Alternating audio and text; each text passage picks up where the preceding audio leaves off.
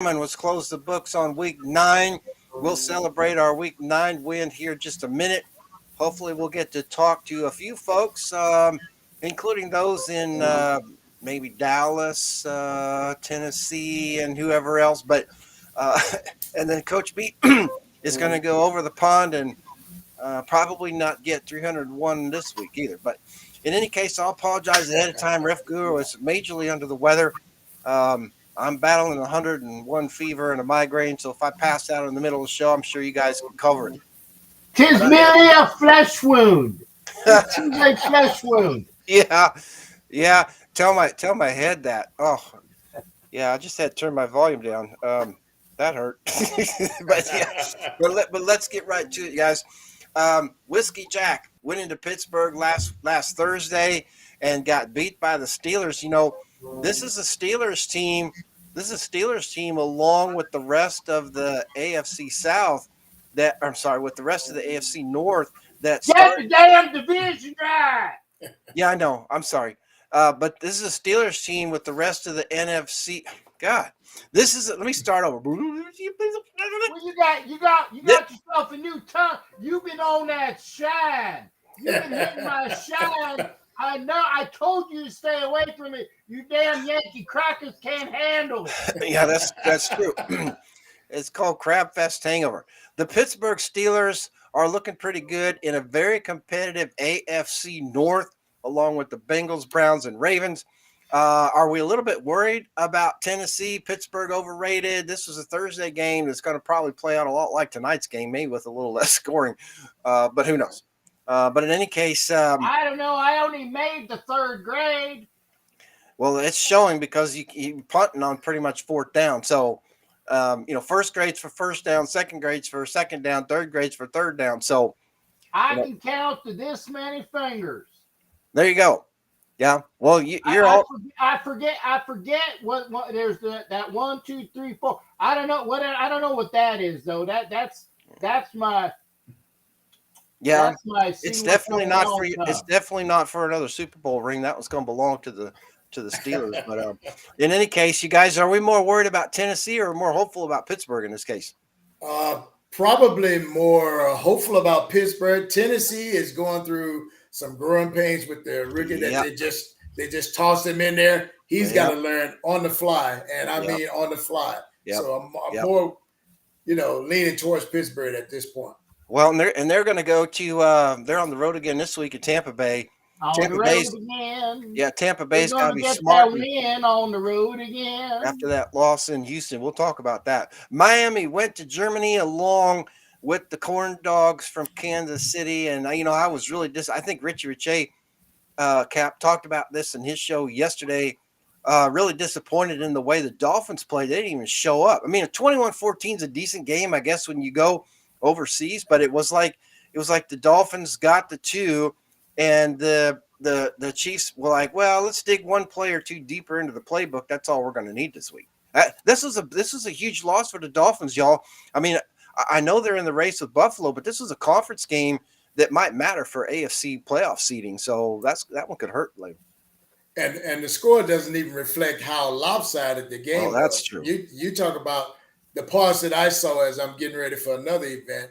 That was pretty much a yawner, man. I got so sick of hearing about Patrick and his walking on water and Anyway, the score doesn't reflect the real game. Not at all. I'm sorry. I was shaking up my. I got you. Yeah, I got that shake. Yeah, take it off, baby. Well, that one could come back to hurt Miami a little bit later on, including the only benefit that they got was that Buffalo got beat in Cincinnati. So, Buffalo didn't pick up a game there, but I think the Dolphins better they better borrow or steal one of those radio flyer wagons and circle the one. They got to do something because that wasn't cool. Minnesota went into Atlanta, beat the Falcons. Guys, this is the Falcons team I'm getting real tired of talking about. I want to put them on the freaking clock just to shut those up, but we can't just yet, but you got to appreciate a Minnesota Vikings team that went in with a new quarterback, doesn't even know his players, probably or the plays, but he was wearing purple and he got it done. So much for the analytics, huh?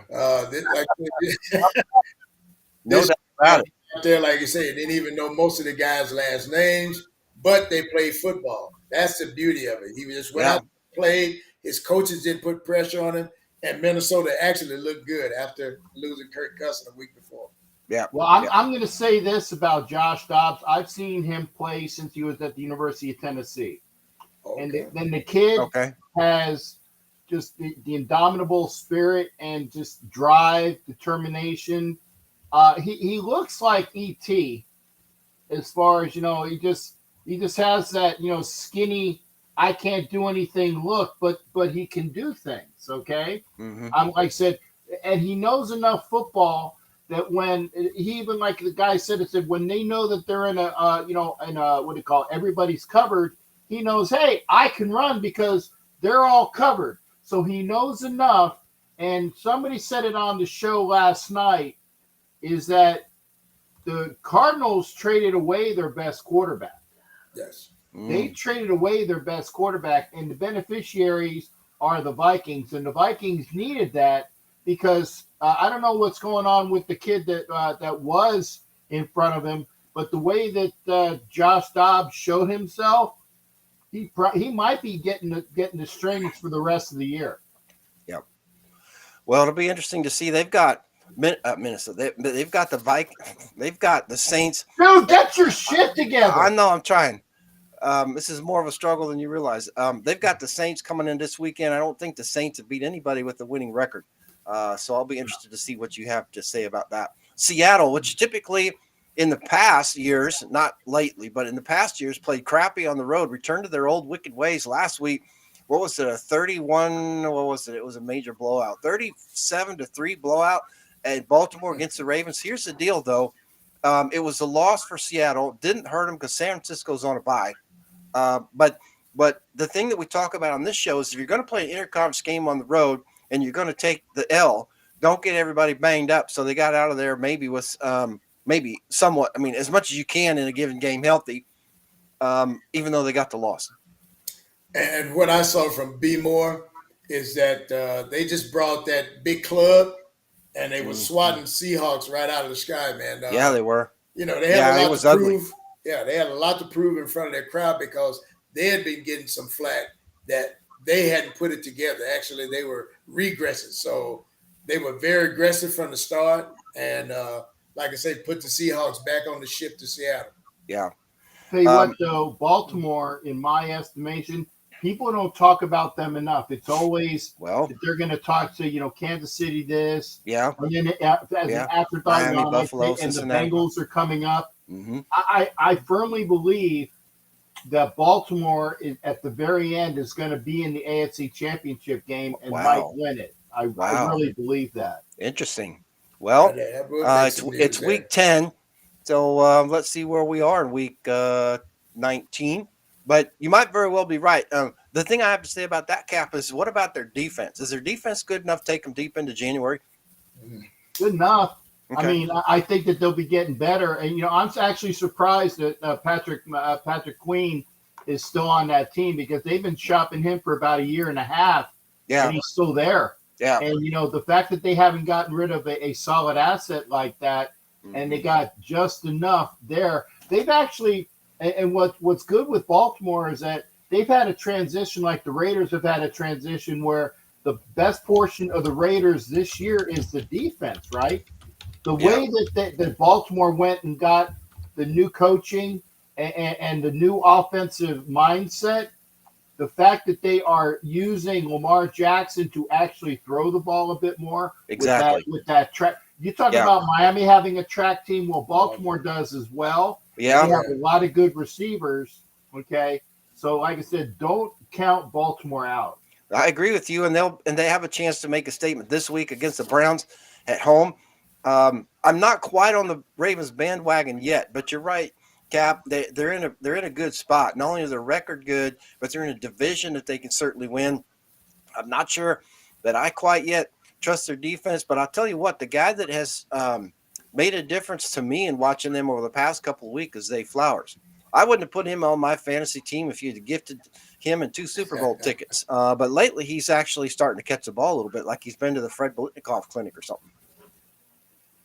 So For sure. Yes. we'll see how they do. Arizona went into Cleveland, absolutely got their ass handed to them. This is actually a big win for the Browns. I think the Cardinals have essentially mailed the season in. Again, we put them on the clock in week 1, so no surprise to us that the Cardinals are tanking. And if they lose at home this week to the Falcons, especially with Kyler Murray allegedly starting if his practice goes well, I don't know what that means, but it sounds like an excuse to not start him if they don't want to. But guys, I think it's the Cardinals team that's looking to pad their draft day currency with the number 1 pick, assuming the Bears don't mess it up for them. Definitely so. It'll be an arm wrestle between the Bears and the Cards. It could be. But like I said, or the Panthers. But they look like they had already packed it in, man. And like I say, Cleveland is trying to keep pace with Cincinnati and Pittsburgh. And Baltimore. Yeah, and Baltimore. Well, I'm not. I agree with everything you just said. I think they're going to run out of steam. I think their defense is good enough now, and to turn the corner into deep November, mid-November is when you got to. We've always said that: run the ball, play good defense, and they're sort of doing that. But at the end of the day, you got to score points. You can't just run the clock out. And I'm not sure that that's going to favor the Browns. I'd like to mention also too. I'd like to thank everybody into the chat. Yes, it's hard for me to. It's hard for me to read the chat today. I barely can read my own notes for the game today. But it's. I just want to let you know I'm not. It's not that I'm not acknowledging that you're in the chat, but I'll rely on my other pair of eyes on this thing to help us out if there's some good comments that we need to address. Well, I tell you what, I definitely want to make sure that we recognize that Hot Neil's in the house. Cool Kev is in here talking about hot Browns. So you got to do that with the chat. Gotta love Dory Rivera. I love Dory. Yeah, Dory. Always hit that. Ed Winchell, of course, without saying. Yeah, and Jimmy Furpo. It's not a show without Jimmy Furpo going, Raiders. There you go. Copy that. The Rams went into Lambeau Field and did what we thought they were going to do, and that's get beat by the Packers, guys. Really wasn't a surprise. I think I want to put the Rams on the clock. I just think the rest of the conference is too good. I think the Cowboys are still a little bit of a fakers, but they'll probably get in just because of the way that they're going to win enough games. But I'm a little worried about this Rams team right now. Well, like I said, if anything that the Rams did in that loss was give Green Bay some hope. Yeah, a little bit. Yeah, it made them look pretty much like a playoff team there. And granted, a little bit. They were at home. But yeah, like I say, what does that say about the Rams' woes? Well, pretty bad. And I think that I agree with what you said there. My concern with the Packers, they're going to win just enough games to put themselves in the middle of the draft and not help their team out like they really need to. And I'm not advocating teams should win games, right? Coach Madden always said, don't cheat the game. Right? Don't kneel down in front of the goal line because you're trying to conserve the clock. Score the damn touchdown and let things fall where they may. Right. But I'm a little concerned that the Packers will win just enough games to pick, 8th, 7th, something like that. Where are we? Tampa Bay went into Houston and got beat by the Texans. Look, guys, this is a team. The Bucks are fighting for their lives in the NFC South. Along with the Saints, quite frankly, because the Falcons aren't helping anybody because they keep losing. But I watched the replay of this on NFL Network, guys. TJ Stroud set an NFL rookie record with 470 yards passing and 5 touchdowns, breaking the old record set by Andrew Luck. This is a Houston team right now that seems to be hot. Had to get a hat. No, it's not the dude from Dallas, but I am from Houston. And Houston is where? Where's Houston? Houston's in Texas. East of Galveston. Don't talk to me, boy. I told you I was going to tell you what was going on. Okay. Houston in Texas. Got the hat. Gotta give it to CJ Stroud. That's why I'm wearing the hat for him. What do you got, like 4? Just gonna put this here in case I need it. Or something. I can't hear you because my earphones are down here. Thanks, it doesn't matter though. It doesn't matter. Hats off to CJ and for beating them damn fake Pirates. That's all I'm gonna say. I'm gonna tip the hat to you. There's CJ Stroud. There you go, brother. I'll tell you what, Tex. The Bengals better strap it up because they may not be ready for a Texas team. I think now that's hot. And I'm not saying they're gonna make the playoffs, win the division, all that craziness, but Houston could surprise some folks here down the stretch. They're starting to come together. We talked about that in our preseason shows and all that we wanted to see how Houston come together with the rookie quarterback, rookie head coach. We said it would probably take 5, 6, 8 weeks to get ready. That's what they're doing, and I think we're seeing that. We're seeing that now. So we'll see how it plays out. Washington went into New England and beat Coach B at the Razor. Coach B did not get 301. I don't know if he's going to get 301 this week. He's got to go across the pond, play to Indianapolis Colt. But Coach B, are you moving on to Indianapolis? I already moved on. Yeah. I told you. By the way, I apologize. Again? Well, hey, watch it, buddy. Watch it. Okay. I apologize for missing last week's show because I was still getting over the hangover at the Wild Orchid. That's totally understandable. About the time that we were having that show. I'm hungover from Crab Fest, but I didn't miss the show. No. Well, you know what? Right here, buddy. Yeah. I will say that also at that time I got a phone call from a former employee of mine at that time, and I had to go console him because his ass got fired. So we went out to the Wild Orchid, and he was and this guy is so full of shit. By the way, what did he do when he got there? Kick a field goal? No. His name is Josh McDaniels. I know who you're talking about. That's okay. Well, I can't hear you because my cans are down here. Not that I want to hear you anyway. Understood. I'm talking. Talking. Well, you just shut up and let Coach talk. I hope Rick got his stuff from Steel Creations. Let me know. I was saying that I had to console him. Now he said that he had to tell his kids when they were coming back from Halloween. Yeah, he's full of crap because he called me up and said, "Hey, I need a Wild Orchid night," which is why I was not there. Well, yeah, you tell the kids first, and then you do the wild thing. But well, Coach, I don't know if you'll get 301 this week, but we'll come back to you a little bit to see how you feel about the Colts and maybe what your future plans are. Right now, it's not. Well, I'm the GM down there. I'm already the GM. I was talking. Oh, that's right. Yeah, you can't fire yourself. Yeah. No. Down at the Wild Orchid. Oh, I see. Yeah, you like Brady, a part owner, and all that. Hey, okay. Who? Yeah. That snot-nosed kid that I taught everything I knew, and he gets the credit for it. I don't want to hear his name anymore. Copy that. Unless it's put in the context of the Raiders. It's on to whoever the hell we have this next week. There you go. Copy that. The Bears went into New Orleans, got beat by the Saints. This is a Saints team I don't think's beaten anybody with a winning record. They're going to go into Minnesota this week and maybe finally meet their match. What's your take on the Saints right now? I think we put the Bears on the clock in week 4, so not much going on there. But what's going on with the Saints team when nobody really seem to want to take the lead in the NFC South? Definitely much. And I think the Saints are really just hanging on.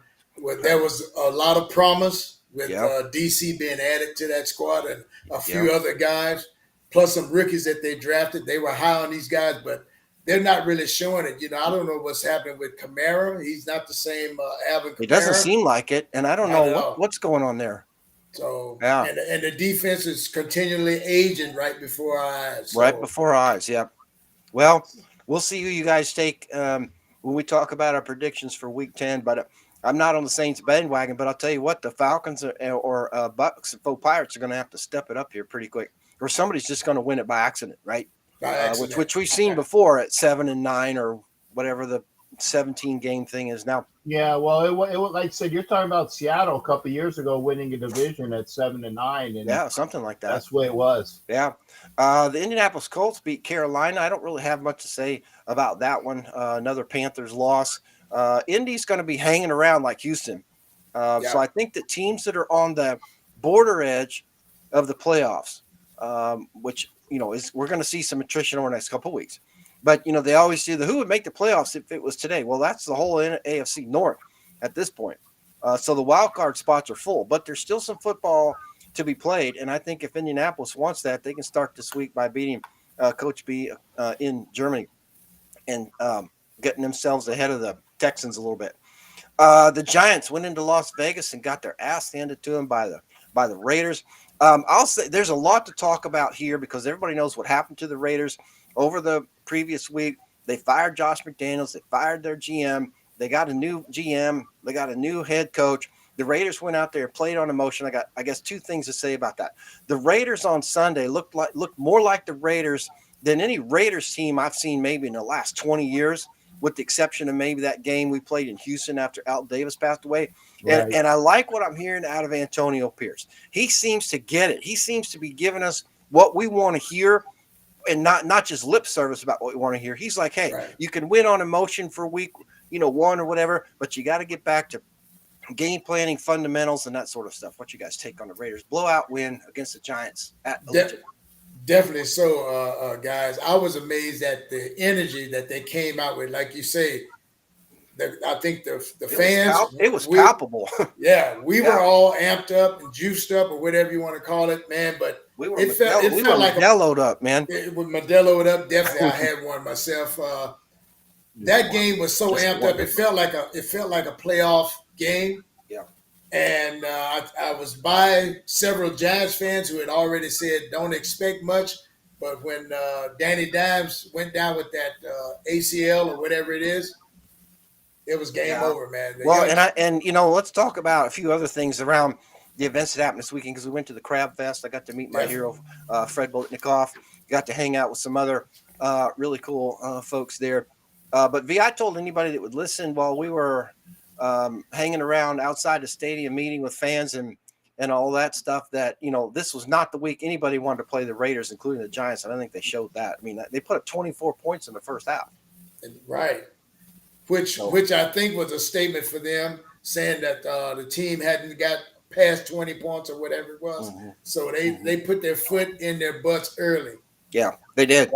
19 was their highest offensive output, because they had 21 that was the 2 that they had with the safety. So the most output that they've had as an offense was 19 points, and they cruised on that by halftime. And this is the team that I'm sorry to say, actually, and I'm not sorry to say, I'm sorry to say that we haven't seen it all year, but this is the team that we should have seen from Jump Street. Right. And it took getting rid of Josh McFired. I don't denigrate him any more than I have to. I just call him Josh McFired. Okay. We get rid of Josh McFired when we get a offensive system where the quarterback can actually make a decision and doesn't have to do exactly what Schmuckatelli says. Okay.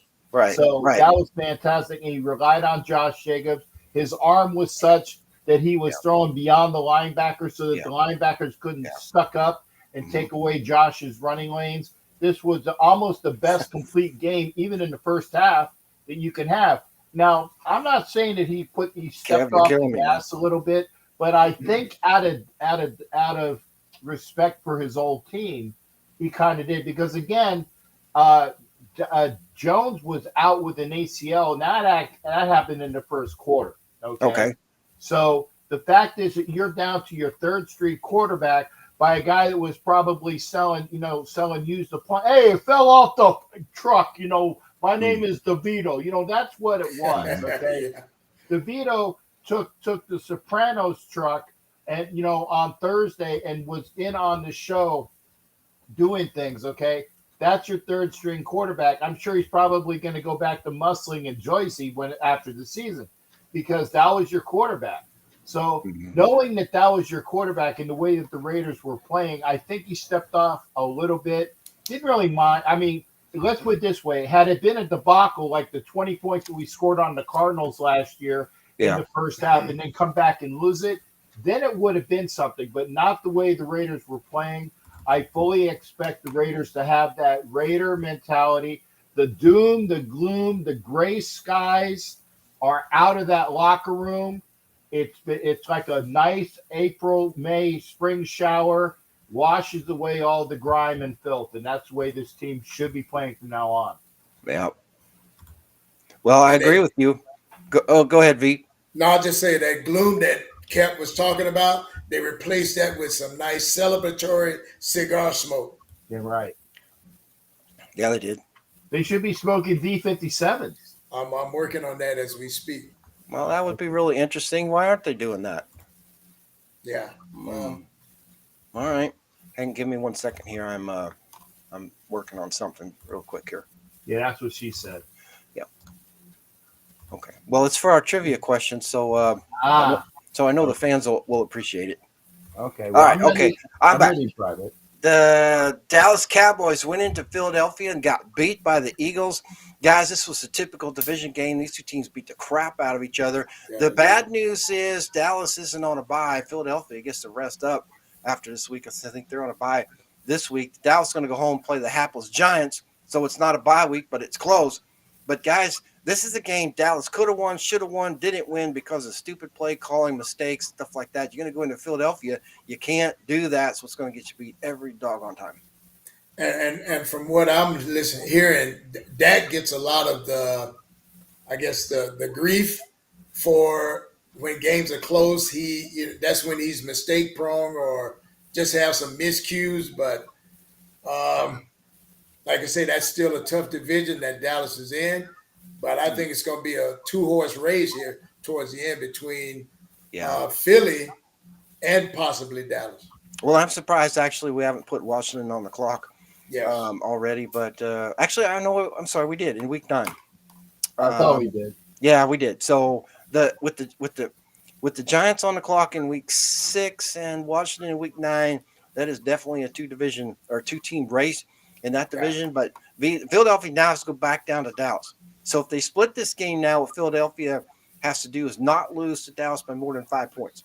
So they're gonna have to keep it close. They're gonna have to play it even if they don't want to play it. Buffalo went into Cincinnati, got beat by the Bengals. The Bengals team, guys, has won, I think, 3 in a row. Have they turned a corner? And the Bills have decided that they can back their way into the playoffs with the, but the Bills don't seem to care because Miami keeps losing. So Miami loses. Buffalo doesn't have to win. I mean, they should, but this is a Bengals team that gave them probably more than they wanted to. It was a 6-point win for Cincinnati, but the game was not that close. Yeah, the game wasn't that close at all. And Joe Cool and the gang, he was firing on all cylinders. I think that calf is completely healthy now. You can see the confidence in him, and they were having major fun out there. So something's right in that locker room. Yeah, and Kev, just so you know, I'm reading your comments. You're killing me. Jets defense is very good. That they are, and they've got Delvin Cook back there. So we got to put 25 guys in the box, shut that crap down, and then maybe we can win that. Oh, that's the regular opposition that the Raiders have. The defense on the other side plus all the zebras equals about that many players that we have to fight on scrimmage each time. So, well, we got Sean Hockley's crew this week. Could be worse. The Chargers went into New York, got beat by the Jets. Not surprised about that, quite frankly. Jets just aren't scoring enough points. Chargers staying alive, but it's got like this weird vibe to it. You've got the Colts hanging around, the Texans hanging around, the Jets or Raiders after this week hanging around, and you got the Chargers hanging around. This is a Chargers team that's going to find a way to make a run here late. I think the Chargers defense has really been carrying that team as of late. Most of those guys are healthy. Bosa's out there wreaking havoc like he used to do. Mac is just like he doesn't even age. But Justin Herbert has been the victim of most defenses the last 2 or 3 weeks that I've noticed. They're flushing him out of the pocket, out of his comfort zone, and causing him all kind of grief. And the fans are kind of like miffed about the play calling. Yeah. Well, I will say this: I was watching Herbert before in practice. I noticed that his left finger, the middle finger, is still bandaged up, and now it's from our game. Yeah, so he's still having issues with that finger. Right. That's going to affect them down the stretch. But guys, and Cap, I'll be interested to know if from your show last night, if there was any comments on the Chargers. But aside from their game this week against Detroit in LA, they've got they got 4 games on the road and 4 games at home. So they're going to split 50-50. They go to Green Bay, they have Baltimore, they go to New England, they have Denver, Las Vegas, Buffalo, Denver, Kansas City. So there's 3, maybe 4 games in there that they're going to have to play a little bit extra, I think, if they want to make the playoffs. Because I think when you look at everybody else's schedule, Houston, Indianapolis, Las Vegas, I think we have the potential to keep the Chargers out of the playoffs. Yeah, actually, who's to say that we don't get in and they don't? No, exactly. No, you're right. You're absolutely right. Okay, we're going to take a quick break. Before we do that, we have a trivia question, and I'm going to try to figure out how to do this. So the trivia question tonight is about the Philadelphia Eagles, and you'll understand why in a minute. And the winner, you can have your choice. We have a lot of stuff, but it's holiday season. We have our holiday mugs out. We have a blue mug with a snowman on it. It's got the NFL Nation Live logo on the other side. We have a Thanksgiving mug that's got a turkey Wow. on one side, and then says Happy Thanksgiving on the other. And then we have one that says Merry Christmas. It's white. It's just a bulb in there, like hangs on your tree, and it says Merry Christmas on the other side. So, and hey, the mugs are quality mug. This isn't the one Yeah. you would be getting, but this is one that we had from last year. Yeah. Okay. Great quality mugs. Okay, with the happy holidays and things like that. So when you get one, don't be a bitch. Okay, it's a really good. It's a really nice prize. Okay? Yeah, and they're all custom made, so it takes a while to get them to you. And I think I saw Rick in the show earlier. I'm hoping that he got his. We shipped it to Hawaii. But let me close the chat real quick so everybody can get a quick look at this. And let me see if I can make this happen. All right. Oops. I knew that was going to happen. I got to figure out. Come on. That's what she said. I know. Hang on. Oh, man. It's going to do that to me. Graphics on a bad day. Gotcha. All right. So here's the trivia question. If you look at, you guys know the NFL logos. I was going to put up a graphic to try to help us. But most of the NFL's logos, especially birds like Baltimore, Arizona, Atlanta, they all point to the right. If you look at them, they all point to the right. Why does the Eagles logo point to the left? And I'm not talking about the fly bird. I'm talking about the eagle head, the just the head, the diving down head part. Why does that point to the left when all other logos point to the right? There's a really interesting piece of trivia for that. And we'll be back in a minute, and we'll give you the answer. Very interesting. If I could get my promo run.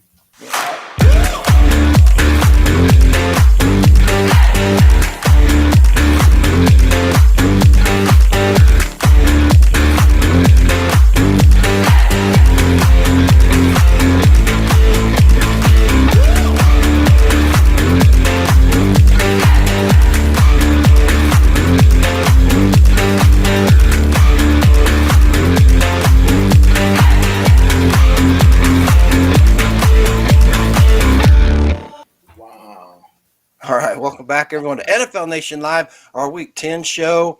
Didn't know that, but you can see me now. So keep an eye on the chat. We'll see if somebody gets the answer as to why the bird head, when you see the Eagles logo, not the feather that's on the helmet, but they actually have a bird head. We know why does it point to the left when most other logos point to the right?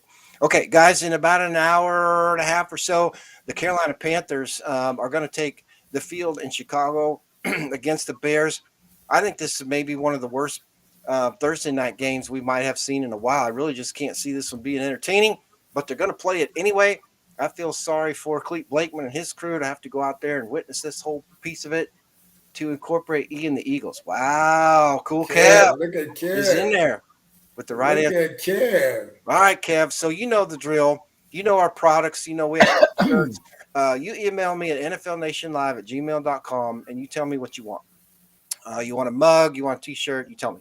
We're off. A night at Wild Orchid is not one of the prizes. Yeah, no, it's not. No, it's not. I don't have a VIP pass to that anyway. But anyway, Eagles, right? Matt, right. you're right, but Cool Kev got it first. Yeah, he did. That was really close, though. That was really close. What's up, War Productions? Hey, Rick said aloha, mahalo for the awesome Captain Jack mug. So he did. Good. I'm glad he got it. Thank you for letting us know. Thanks a lot, Rick. Great, Rick.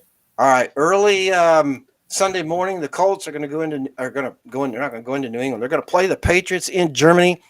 NFL Network has a crew over there. It's on NFL Network and NFL Plus.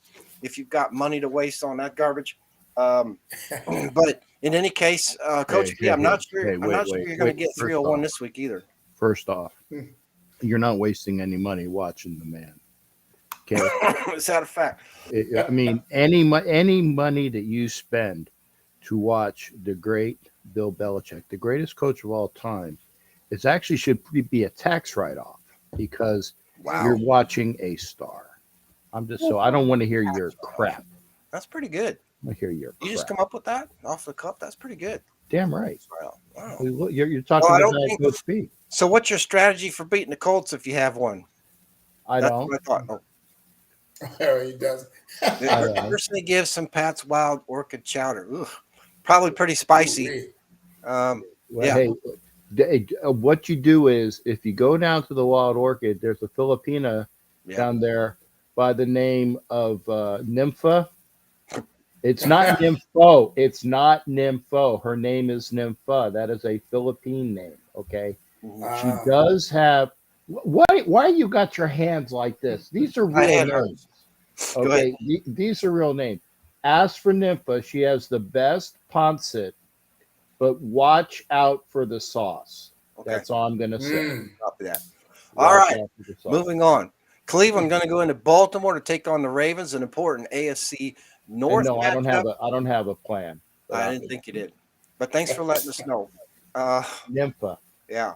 V, I like the Ravens at home against the Browns. The Browns will give them all they want, but I think if the Ravens should know enough about the Browns now that they should take care of business and put this one away. Oh yeah, it's like your brother dressing across the room. That's how close these guys are. But I got the Ravens at home, man. Yeah, but it should definitely be a dogfight. Cap, do you like the Ravens at home? The purples. The purple birds.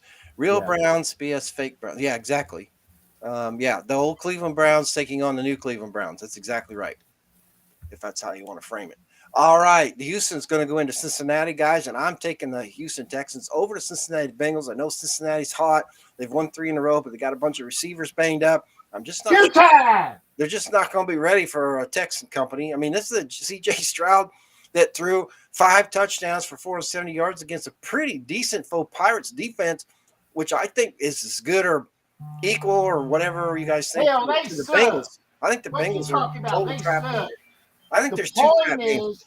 The point is that the boys from Houston are getting their I can't say that bad word on here, but it's like their cow patty output, excrement, whatever you call that dung. I can say dung. There you go.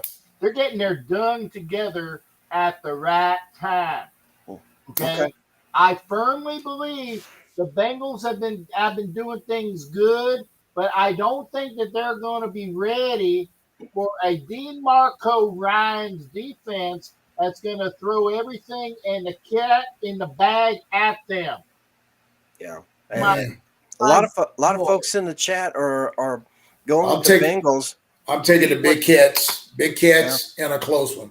All right. Just home field advantage is my reason for that. No, I get that. I get that. I think there's 2 trap games this week. I think this is one, and I think Denver going into Buffalo's the other one. We'll get to that. There you go. San Francisco's coming off their bye. They're going to go into Jacksonville to take on the Jaguars. I think the Jaguars are in trouble here, guys, because of that 49er defense. Jacksonville just not scoring enough points yet to keep up with San Francisco. San Francisco comes out hot. Definitely, and I think Debo comes back on the offense, if I'm not mistaken. I think he's back for this game. So I'm taking the Niners on the road. Yeah, I just think the 49ers offense too much for Jacksonville to handle come Sunday, but anything can happen. But I just don't know. That's a long way for them to travel. 3 straight. Yeah.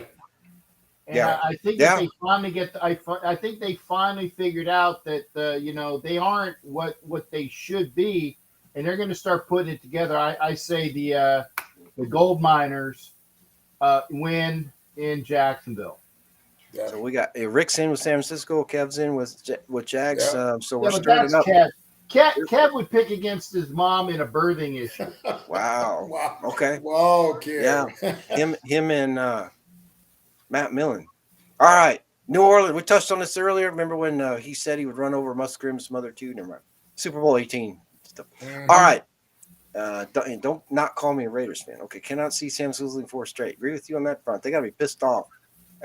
Nobody wants San Francisco any more than anybody wanted us last week. We touched on this earlier. The Saints are going to go into Minnesota and take on the Vikings.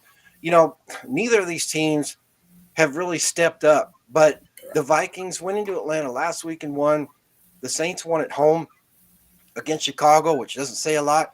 I think what bugs me is, and V, you alluded to earlier with regards to the Saints kind of aging right in front of us. This is a Saints team I don't think's beaten anybody with a winning record yet. Who's their quarterback? Who? Saints for the Vikings.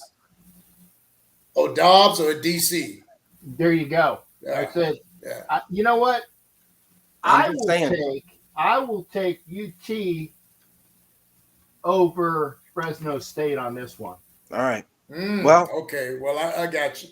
I think UT Minnesota over the Saints. Yeah, I think the matchup, to me, the matchup in the football pick is the Saints. I just don't trust them on the road to go into Minnesota. If Minnesota plays their game, the Saints really shouldn't win that one. But that one's be interesting to keep an eye on. Green Bay's going to go into Pittsburgh. Jefferson's coming back too. I think he's coming. I think he should be back. It could be a game that Jefferson. Who? Last I saw, Jefferson was put on the 21-day return list. Oh, gotcha. But I don't think he's ready yet. Yeah, he's not back. I still think they got enough against a quarterback for the Saints that is not all that in the biscuit. Oh, yeah. Right. The way they played last week, too, they're going to still be on a rush from that. Mm-hmm. Well, and if they carry that momentum over like we will, then the Vikings and Raiders will have won 2 in a row. That's what Rick said. If Jefferson's back, the Vikings have a chance, but I haven't heard that he's all the way back. Yeah, I don't think so. And that's a problem for Minnesota because they really can't run the ball that well. So, again, I think the football pick is the Saints because of the matchups.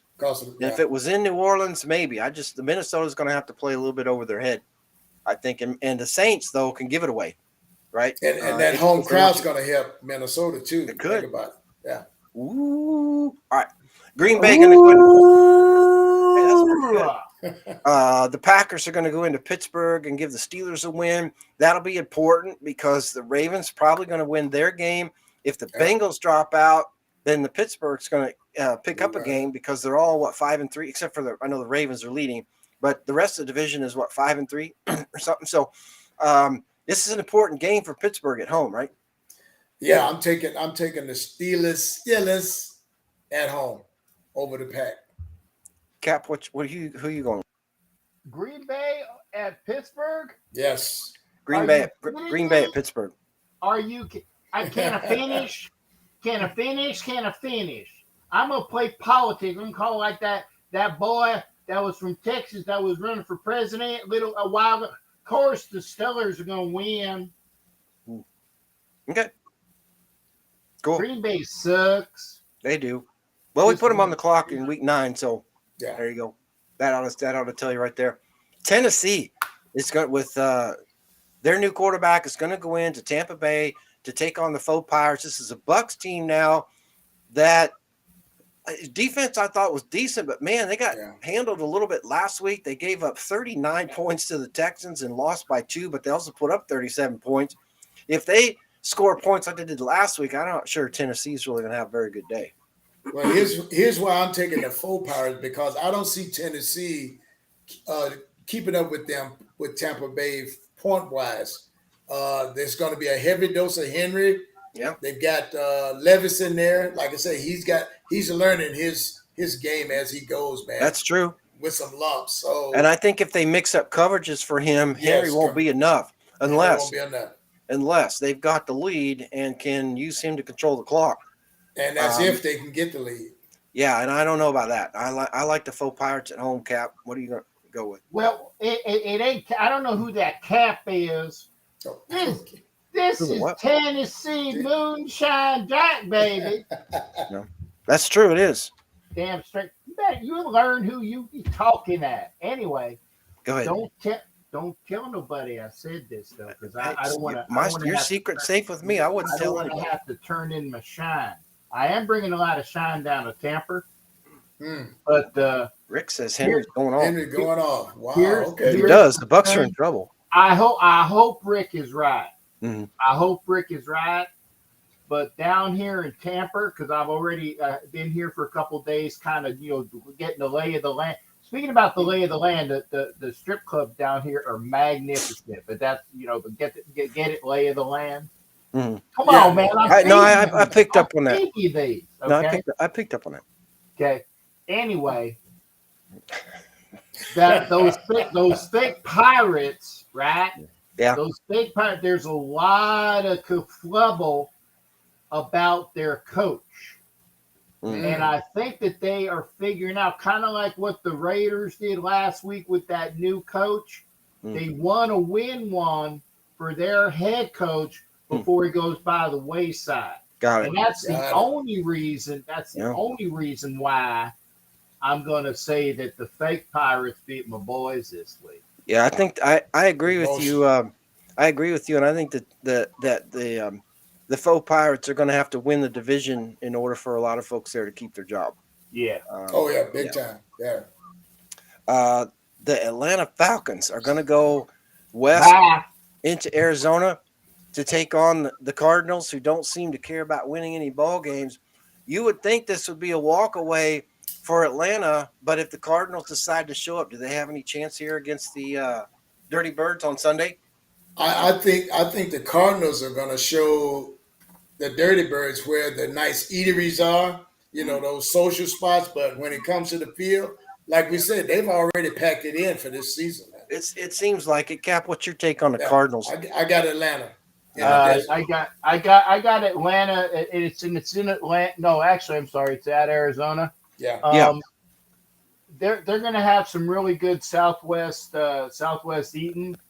They're like I said, talk about strip clubs in Atlanta. That was my next gag. But since it's not there in Atlanta, I don't know what they do in Arizona for fun like that, other than eating. But I think that Atlanta will get pissed off that there isn't no nightlife there. Probably no, there isn't. They're going to take it out on the Cardinals. They might. And Rick's got a good point. Kyler Murray may play, and he might. Yeah. He's been gone for so long. I don't know how effective he'll be. That's true too. And if he takes it easy because he doesn't want to re-injure something, and he's not his full self, then the Falcons really don't have to consider him that much of a weapon. That doesn't mean he won't be, but he won't. If he's not his mid-season normal self, then I think that's a wild card in the favor of Atlanta. Think about this too, guys. If they keep him out like a healthy scratch, would they be doing the same procedure that happened to DC with the Raiders? Yeah, possibly. Because they might not want to pay that injury settlement. Yes. That's something that you might have to look at. Right. I'm just throwing that out there. No, I think it's good. The French Cats are going to go into LA to take on the Chargers. They're the Detroit. They're coming off the bye week, so the Chargers now. Who they play? Oh yeah, they played the Jets. I had my Vichyssoise. I had my escargot. I had my French whore. I am good. I come back from a week off. So you like you like your chances in LA against the Chargers? Of course. Okay. It is paramount. I think lives in LA. FLA. FLA. That's a nice way of saying FLA. V, I think one of the takeaways here is earlier Cap was talking about Herbert's bum finger. Aiden Hutchins is not somebody you want to meet when you're dinged up on offense. Especially if he swats that bum finger. But I've got Detroit Lyon beating the Chargers at home. Yeah. Well, Vive le Detroit Lyon! Vive l'Etoile. There. Well, with Denver off, with Kansas City off this week on their bye. Kansas City, Miami, LA Rams, and Philadelphia Eagles have bye. With the Chiefs on the bye, if we can get the win against the Jets, and we can get some help from Detroit and Buffalo. Yeah. We are double my head digits. hurts. Right. Double digits into the league, and you still can't say this. The French cats. You know, the thing is, if I pronounce it right, it'd ruin the whole show. So we got to go with it. Yeah, because... but you're going to give me a heart attack. If I have to have a lady come to the house, I'm going to bury your ass. Oh, okay. I get my medical for free from TRICARE. And I don't say, I don't give a shit. You charge him too. Copy that. So much for synergy, huh? Woo. The New York Giants. The New York Giants are going into Dallas and get beat by the Cowboys. I really don't see any way the Giants are going to win this. You know, Dallas is banged up. They got smacked around pretty good by the Eagles in a division game last week in Philadelphia. But I just don't think the Giants are going to have enough to beat Dallas in. It lasts too much Dallas D for the Giants. Too much Dallas everything. Yeah. We're gonna take care of them Yankees. Yeah. I think the Giants are in trouble. Yep. And they have been for a while. Remember, now down in Texas, we take care of the. Well, we didn't take care of them in the Civil War, but we're gonna get them this time. Okay. The Washington Commodores are going to go into Seattle to take on the Seahawks. I don't think anybody wants to play Seattle this week after their blowout loss in Baltimore. Again, the key there for the Seahawks, if you're going to lose an interconference game on the road, do it and don't get a bunch of people banged up. But I'm not even dancing because it's too bad. But they went home. And this is probably not the week that anybody wants to go into Seattle and play the Seahawks. No, yeah, they'll definitely be a little bit fumed up from that butt kicking over there with the clam chowders, and the Hawks' Nest will be on fire, I'm sure. But I got Seattle in a runaway at home. Yeah, and Giants Chronicles is everything could have gone wrong. That's gay, and again, I admire Gabe for coming in after that loss. I ain't gonna say butt whipping because that's just celebration. On any given celebration. But I admire Gabe coming in after the loss to the show because he was right on for that, and I appreciate that as real well. fans though. That's your real fans though. Yeah, it is. Well, and then he speaks the truth. It's not like he's trying to make up excuses. No, right. He calls it a spade without any All right. Say you can't say that anymore, there, boss. Come on now. We went over that. The New York Jets are going to go into Las Vegas to take on the Raiders. What's up, Karen? Raiders are flying high after last week's emotional win with all their turmoil against the Giants. Now, a little bit different matchup here because they've got a defensive. It's our offense against the Jets defense, obviously, because the Jets just aren't scoring enough points. The Jets are 31 out of 32 teams in scoring. I don't have to tell you who 32 is because they're in Dallas this week. But, the Raiders are going to have to play their game. I think they're going to have to be patient, and they're going to have to take whatever we can get. I know that's counter to taking what we want, but the Jets aren't just going to gift you something. Right. And like I said, that defense is definitely has my respect. Like I said on last week's show, Coach Salas came in there and kind of imprinted his personality on that D, and they get after you. So it's our offense. What can we do with play calling and execution and all that good stuff? But I see it being a closer game than we think. I think it very well could be. But I've got the Raiders at home in a close one. This is one of those just win baby games, right? You don't care if it's 1 point. It's a regular season game. If it's 17-16, so be it. It's a W. Let's put it this way. I remember the last game we played against the Jets. Oh. Okay? It's not going to come down to cover 0. Mm-hmm. Henry Ruggs is not going to be underneath the pass from Derek Carr. But I will say this. The fact that we got another 4 back there in Aiden O'Connell that can throw to another speedster like Trey Tucker was going to open up that offense like I was alluding to earlier in the show. Okay. Right. The offense is going to have to be better. I think they will be better. The Jets defense will cause havoc. The Jets defense might score a touchdown like LA did against O'Connell earlier with short fields. But I still think that the Raiders are going to win. And this is not, what do you call it, biasness. This is not. I get it. No, this is a matchup show. This is a matchup. I think that the Raiders should and will win this game. Well, we should. I mean, and that's the one thing. about the show. It's important as we can measure our passion for our teams versus the reality of the way things are. And that's why the show is. There's some good comments in there. The Jets O-line is bad. I totally agree with that. Rick says Raiders win by 4. Good enough for me. Ed says Raiders 24-13. Thank you, sounds Terry. good to me. Let's see. Rick says with all seeing Jets offensive line, Wilson going down in Vegas. Probably. I mean, look, Max Crosby alone could change that game. Yeah, right? So we just have to be patient. We have to get our yards. But I think the other thing that bothers me about this is we know that the Jets aren't going to score a lot of points, and they probably can't score a lot of points, but Delvin Cook could be a problem. No? Big time, yes. I think if the Jets run the ball, run the clock, it's going to minimize the number of offensive plays we're going to have. Right. So we're going to have to make use of the ones we've got. So that'll be a much different matchup than we saw against the Giants. And I don't know how many, and I'm probably Gabe knows how many yards Saquon had last week. I know he had a decent amount, but he didn't really hit as many pivotal yards. Yes, as he needed to. And no, remember, not at all.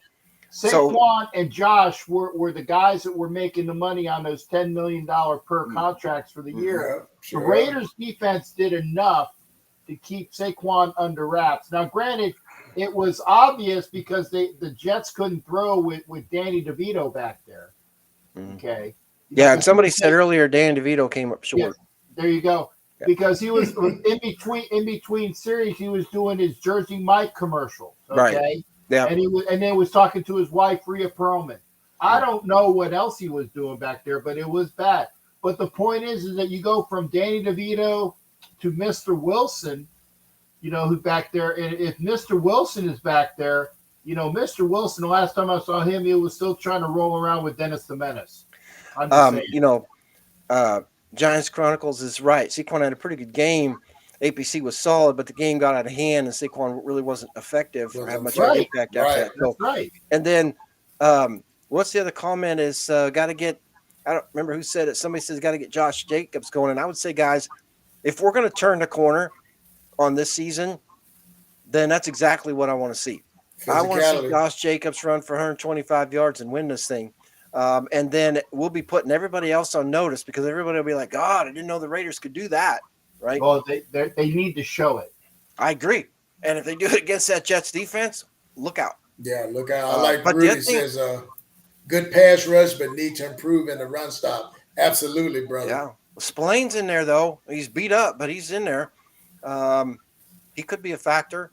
They're going to run away from Crosby. Doesn't matter which side he lines up. Absolutely. So I wonder if they'll screw up the Jets offense by putting Crosby as a defensive tackle. Wouldn't that screw him up? I know that's not the position he wants because he wants to get across the line and come down the line to make plays where he is extraordinarily effective in addition to the pass rush, right? But I mean, on running plays, they run away from him. He just chases you down. But if you're fast enough to get to the corner, that's a long way for him to run for 60 minutes or 38 minutes, whatever the clock is. So it'll be interesting to see if Cook has one. That's a Sunday night game, by the way. Yeah. The New York Jets at Las Vegas Raiders on NBC. The Monday night game, the Denver Broncos are going to go into Buffalo and take on the Bills. I think there's 2 trap games this week. I think this is the other one. I think the Bills better be ready to play. They better be ready to play. I've got Bill Mafia winning by 12 over the really. Yeah. So Cap, I know there was a lot of discussion in your show last night on the Maha Roundtable Network's Wild Wild West show. And if you're not following that, you should. Richie Riche's great show. Yeah. So it is a good show. But Cap, what was any takeaways from your show last night on Wild Wild West with regards to this game? Anything you want to share? Actually, Richie was already saying that it's a loss. Everybody else, the other teams in the AFC West were like, dude, the way that the Broncos have been playing lately and the way that the Bills have just been kind of like moseying along, I wouldn't be surprised if the Bills have like a brain fart, kind of like they did in New York at the beginning of the year. It's possible. I'm not saying that the Bills are going to lose, but this is a game that they could lose, Yeah. and the Broncos could play up and get that win. Okay, I really think that Denver is going to play a lot better than people suggest. I think that Coach Defense thinks that, even Smug thinks that. So you got everybody else in the AFC West on that panel thinking that Denver can go into that game. And remember, if the Bills quarterback Allen has a brain fart game, he can give it to you with Jets. He can give it away. Yep, he can give it away. So Carrie's in with he's going to do exactly what he needs to do Sunday. I think she's talking about Crosby. But if not, I think the other Tyree. We were talking about Tyree. Oh, I see. Yeah, but you know, it was interesting, guys. On Sunday against the Giants, we put the ball down the field. O'Connell not afraid to wing that sucker down there. Not at all. Not at all. And you can see Devontae Adams and of course Renfro just show the world that hey, nothing's wrong with us, nor that QB back there. So Asylum said I've been saying that all season. I'm not sure what comment he's referring to, but good for you if it agrees with what we're saying. Tyree Wilson is another Cleveland Farrell. I disagree with that, Rudy. I disagree with that. Okay. First off, again, this is only he missed all of the camps. Yeah. He missed most of the preseason, getting over a plantar fasciitis injury. Okay, he's coming along slowly. He's getting over the injuries, and he was thrust into the start because of what was going on with Chandler Jones. Okay. Oh, okay. Stop it. Yeah. Well, that's really good analysis, but you can't fault somebody for thinking that if they don't have all the other pieces of the puzzle, Cap. So your context around that makes a lot of sense around that other piece of the comment. So I think that's important with regards to what was being said there. Kuntz is a linebacker playing defensive end. Absolutely. Well, probably. Then, damn it, go to the 3-4 and put some linebackers back there. I know that double teams Crosby, but he's getting held anyway. Yeah, he's getting held anyway, so you may as well. But I don't. I think they moved if they went Cap, they went to a 3-4, move Crosby around. I think defenses wouldn't have any idea what to do with that front line. No, they wouldn't. But they've got to. I think they're waiting for Tyree to make his claim, and then they can start interchanging the parts. Yep. Up for review. Welcome to the show. While we're on this, and this is something I want to throw out there. You guys had no clue this was coming because I wasn't in pregame. What are your thoughts about picking up Melvin Ingram? I would. Melvin Ingram, defensive end that used to be with. Last I heard, was it Tampa?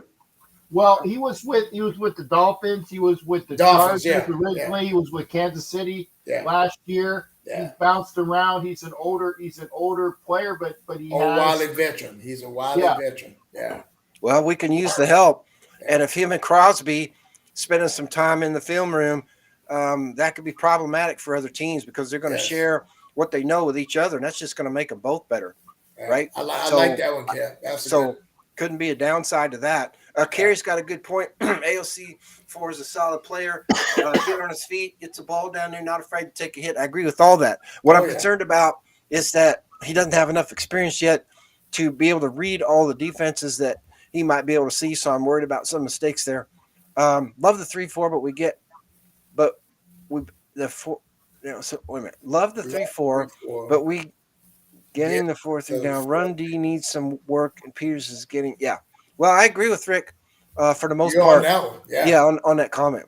And I'm not going technically on the record by saying we need to be a 3-4. All I'm saying is you could tinker with the defensive line matchups, and I think throw other offensive lines out of kilter because they've studied all week with Max being on the end. If he's not on the end, they'll be like, oh shit, how do we change our blocking scheme? You only need a couple plays in that game to turn it over. All right. So do we need to put anybody on the clock this week?